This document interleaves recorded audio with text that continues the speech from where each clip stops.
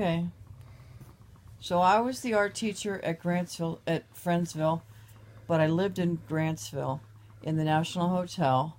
And the lady who owns the hotel was a genius. She spoke fluent Russian, and she used to transcribe Russian tapes that I think the CIA must have sent them to her, and she would type them. She also was an excellent pianist, and she said to me, Judy, her name was, you should meet Nancy Luscombe. You two would like each other. She and her husband are separated, and she's not in a good way. And my boyfriend and I had split up, and I was probably not in a good way. She said, you two would find a lot to have in common.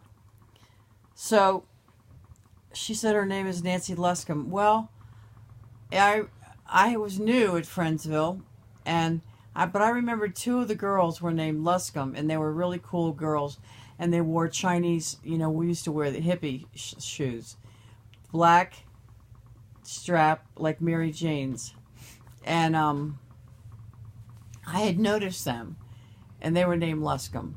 So I'm at school the next week, and I'm thinking, yeah.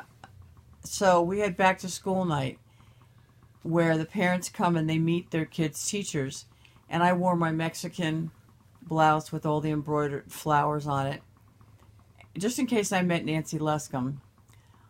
So she walks into my classroom. She said, "Oh, you must be Miss Collin." I said, "Yeah." And she said, "I'm Nina and Danielle's mother." And I'm like, "Oh my gosh."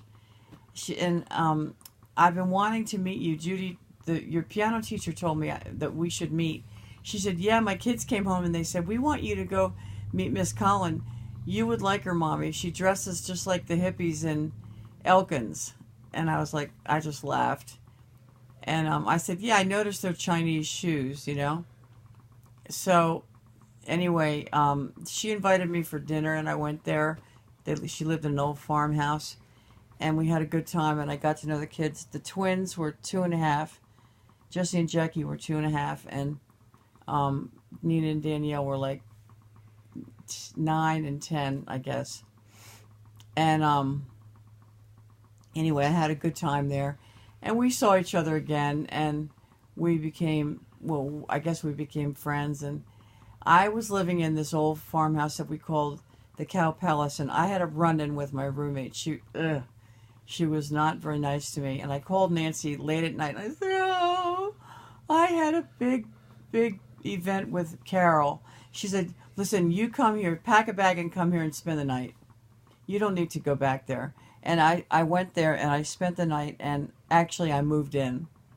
And I never went back to the Cow Palace. And where did she live? She lived in Friendsville on Buffalo Run in Marilyn Moore's house. So you went over for a sleepover and you never left? Yeah, that was pretty much it. And I helped her pay her, the rent. And she had another person to wash dishes, which was great. And I contributed some food, It kind of helped because David had moved out. But he was, I think he was at dinner. I met him. How long did you live there? I lived there. In 1980, we all went out west. And I lived there until 1981 when I met Jack. I did go back to the Cow Palace. That's where Jack stayed. I stayed with Jack when he came up.